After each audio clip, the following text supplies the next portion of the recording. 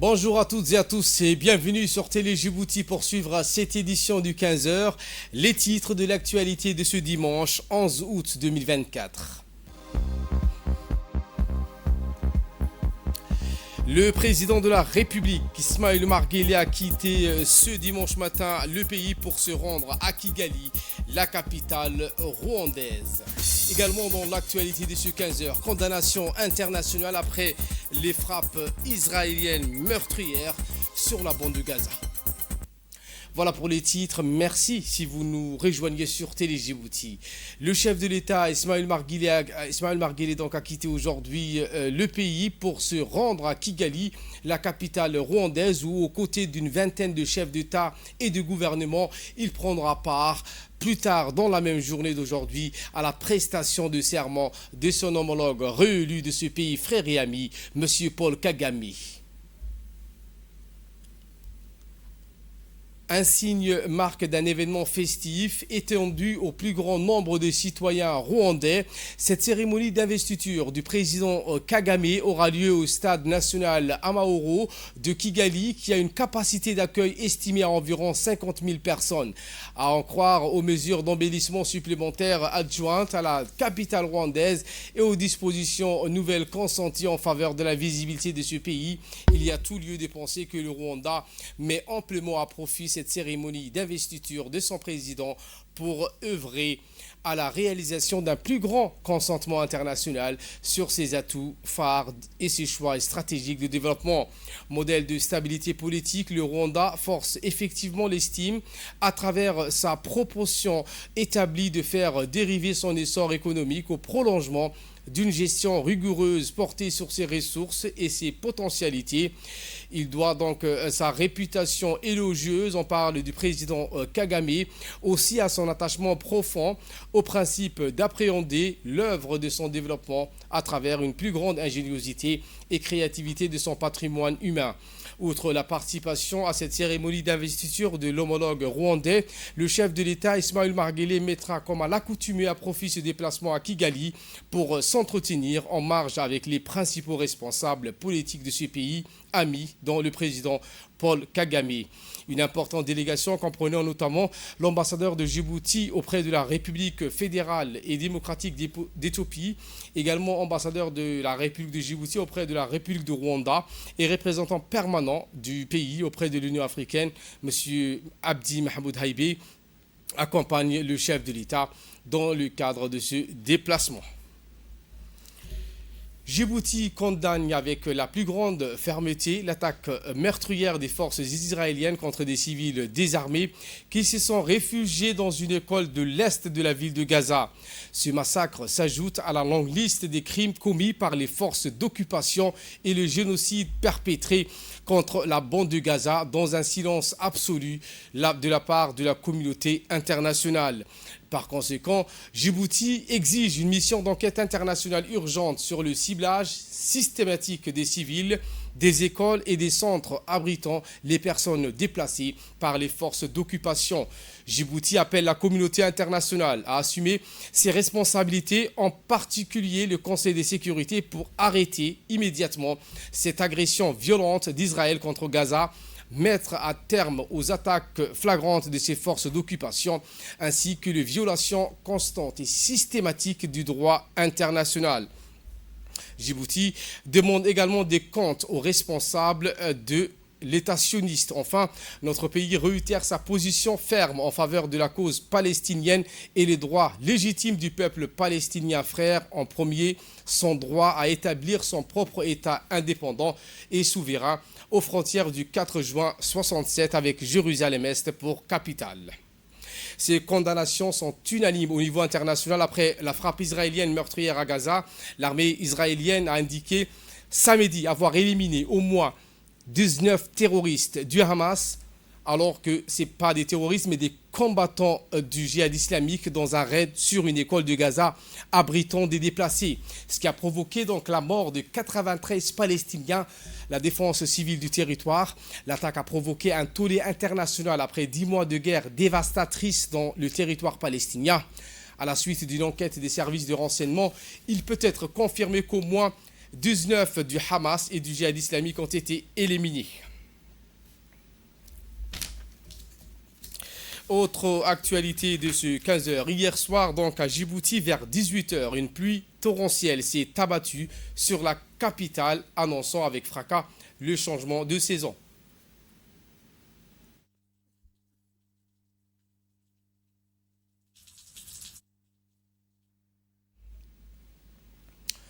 Sous un ciel chargé de nuages menaçant les éclairs, déchirait l'obscurité tandis que le tonnerre grondait avec une intensité rare, comme pour souligner la force de cet événement météorologique. En quelques instants, les rues animées se sont transformées en rivières, les eaux envahissant les quartiers en submergeant les routes, les cours d'eau gonflés par des averses incessantes ont débordé de leur lit, contraignant les habitants à faire preuve de la plus grande prudence. Les images saisies par les résidents révèlent donc l'ampleur de cette averse avec des véhicules à moitié immergés et une circulation paralysée. Eh bien, tout de suite après que ces fortes pluies se sont abattues sur le territoire national, transformant en quelques heures les rues de la capitale véritable rivière. Selon donc les relevés officiels, la station de Djibouti Aérodrome a enregistré 16 mm de précipitations, une quantité significative pour notre pays. Eh bien, face à cette situation d'urgence, les différentes entités de l'État ont immédiatement réagi, sans tarder. Donc l'Office national de l'eau et de l'assainissement de Djibouti, l'ONEAD, qui a rapidement déployé ses équipes sur le terrain, travaillant sans relâche 24 heures sur 24 pour évacuer donc ces eaux et rétablir une circulation normale parallèlement. La protection civile, la police nationale et les différentes forces djiboutiennes ont également pris part pour sécuriser donc les zones touchées et aider la gestion de cette crise. Grâce aux interventions déterminantes, les principales artères de la ville, notamment le rond-point d'Anguela, FNP Saline Ouest et la place Mahmoud Harbi qui était totalement inondé hier soir.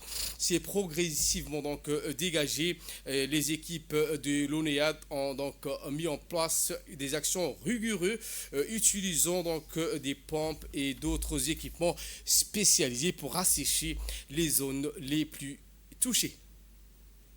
Et voilà qui nous ramène de parler de cette tournée de Dr Hibo Moumin Assoui, ministre de la Jeunesse et de la Culture, qui poursuit cette tournée dans le cadre de célébration de la Journée internationale de la jeunesse. Hier matin, à Daasbio, la ministre de la Jeunesse et de la Culture a été accueillie par quelques 1500 jeunes qui l'accueillaient à Daasbio.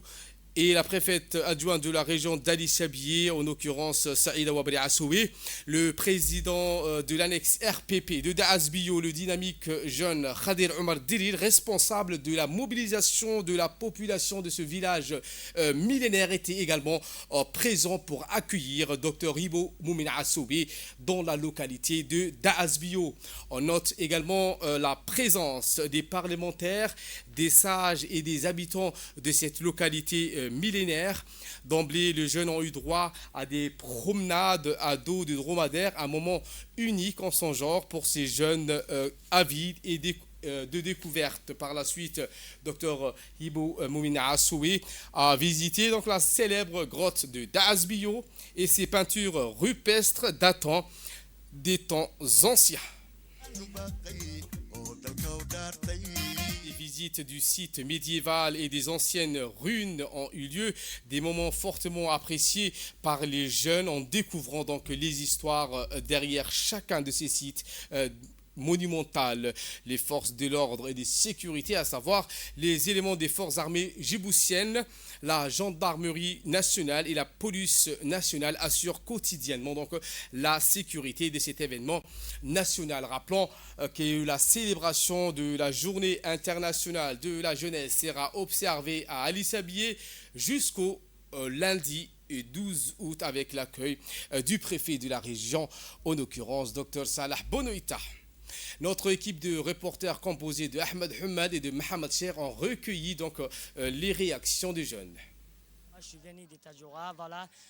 On était ici accueillis par des responsables et nous on est aussi venus avec des responsables. Notre responsable c'est Bois. Plus que 1500 jeunes sont rassemblés ici. Et la ministre de la Jeunesse et de la Culture, Dr Ibo Mimina Assoué, s'est exprimée en ces termes au micro de Ahmed Hamad. Nous sommes bien arrivés à Dasbio, une ville historique qui a beaucoup de vestiges et qui a tellement d'années d'histoire. C'est une ville qui a culturellement énormément d'importance. Donc vous voyez que les jeunes sont heureux de découvrir cette belle ville. On peut dire aussi village au départ, mais qui commence économiquement à se développer grâce au tourisme justement. Donc nous remercions toutes les autorités de cette localité, de Dasbio. On leur dit merci pour l'accueil chaleureux, merci pour la découverte de la grotte avec les dromadaires et les vélorails. Donc vous voyez comment ça se passe bien. Donc je tiens aussi à remercier tous les autorités militaires, à commencer par le général des corps armés, général Zakaria, qui énormément a fait en sorte de mobiliser toutes les infrastructures pour que nos jeunes soient bien hébergés. Et au colonel Roblet, donc on leur dit merci, merci aux autorités de la préfecture et du conseil régional. Donc le séjour continue et de mieux en mieux, je pense qu'on va aller vers le 12 à mi-chemin, donc ça continue, ça se passe très bien. Les découvertes et les loisirs jusqu'au ce soir et de dimanche, ça va. Le sous-préfet du 2e arrondissement, Abdelchakib Nour Youssouf, a présidé ce matin une réunion pour le syndicat de bus et minibus d'Arhiba. La réunion consiste à écouter les doléances du syndicat afin de prendre des mesures nécessaires, mais aussi pour la valorisation des normes et de protection des passagers et de l'environnement. La réunion a vu la participation des membres de la préfecture, également le président du syndicat et les agents de la police nationale. Et dans un mot prononcé à l'occasion, le sous-préfet du 2e arrondissement a, dans une interview, expliqué que la réunion a pour objectif de résoudre le problème, mais aussi de prendre des mesures nécessaires et adéquates. Cette mesure consiste à veiller aux règles et normes, mais aussi de la protection des passagers qui partent au sud du pays. Il a demandé aux syndicats de surveiller les alentours donc, des personnes pour protéger donc, également l'environnement. La fédération djiboutienne de natation a accueilli avec fierté ses deux champions, Mohamed Hussein Barkhad et Naïma Zahra Amisson. C'était dans la journée du mercredi à l'aéroport international de Djibouti, à leur descente d'avion à 11h. Les membres de la famille et les officiels de la fédération étaient présents pour saluer et célébrer les exploits quant à la participation à ces Jeux olympiques qui se sont tenus à Paris. Mohamed et Naïma Zahra ont brillé dans leurs épreuves respectives et ont su captiver l'attention internationale et inspirer également des nombreux athlètes djiboutiens. Leur retour au pays est non seulement une célébration de leur performance, mais aussi d'un encouragement pour l'avenir de ces jeunes. Jeux Olympiques Paris il y a des Sugné.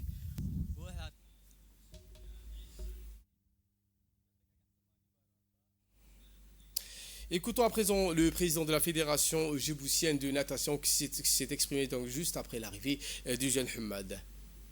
Aujourd'hui, nous sommes à l'aéroport d'Ambouli pour accueillir nos athlètes qui sont revenus, qui ont participé aux Jeux Olympiques Paris 2024, qui ont aussi honoré notre chère nation.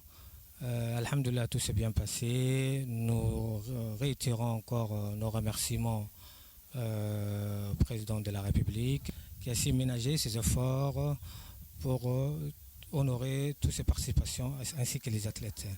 Je remercie aussi les athlètes qui ont aussi honoré.